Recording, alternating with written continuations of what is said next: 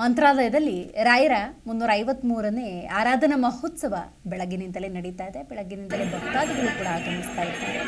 ಶ್ರೀ ರಾಘವೇಂದ್ರ ಸ್ವಾಮಿಗಳ ಪೂರ್ವಾರಾಧನಾ ಕಾರ್ಯಕ್ರಮ ಇದು. ಮಠದಲ್ಲಿ ಬೆಳಗ್ಗೆಯಿಂದಲೇ ಪೂಜಾ ಕೈಂಕರ್ಯಗಳು ಆರಂಭವಾಗಿದ್ದು ದೇಶ ವಿದೇಶದಿಂದ ಮಂತ್ರಾಲಯಕ್ಕೆ ಭಕ್ತರು ಬರ್ತಿದ್ದಾರೆ. 353ನೇ ಆರಾಧನಾ ಮಹೋತ್ಸವ ಇದು. ಸುಪ್ರಭಾತ, ಉತ್ಸವರಾಯರ ಪಾದಪೂಜೆ, ಹಿಂದಿನ ಯತಿಗಳ ವೃಂದಾವನಗಳಿಗೆ ಪೂಜೆ, ಶ್ರೀ ಮಠದ ಪೀಠಾಧಿಪತಿ ಶ್ರೀ ಸುಬುಧೇಂದ್ರ ತೀರ್ಥರಿಂದ ಮೂಲ ರಾಮದೇವರ ಪೂಜೆ, ಅಲಂಕಾರ ಸಂತರ್ಪಣೆ, ಹಸ್ತೋದಕ, ಮಹಾಮಂಗಳಾರತಿ ಹೀಗೆ ಹಲವು ಪೂಜಾ ಕೈಂಕರ್ಯಗಳು ಜರುಗಿದ್ದಾವೆ. ದೇಶ ವಿದೇಶಗಳಿಂದ ಮಂತ್ರಾಲಯಕ್ಕೆ ಭಕ್ತಾದಿಗಳು ಬರ್ತಿರುವುದನ್ನು ನೀವು ಗಮನಿಸ್ತಾ ಇದ್ದೀರಿ. ಆ ಭಕ್ತಾದಿಗಳೆಲ್ಲರೂ ಕೂಡ ಪೂಜಾ ಕೈಂಕರ್ಯಗಳಲ್ಲಿ ತಮ್ಮನ್ನು ತಾವು ತೊಡಗಿಸಿಕೊಂಡಿದ್ದಾರೆ.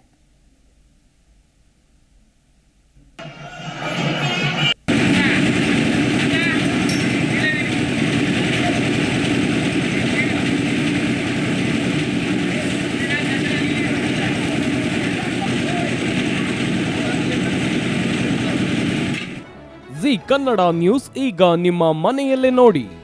ಎಲ್ಲ ಕೇಬಲ್ಗಳಲ್ಲಿ ಈಗ ಲಭ್ಯ.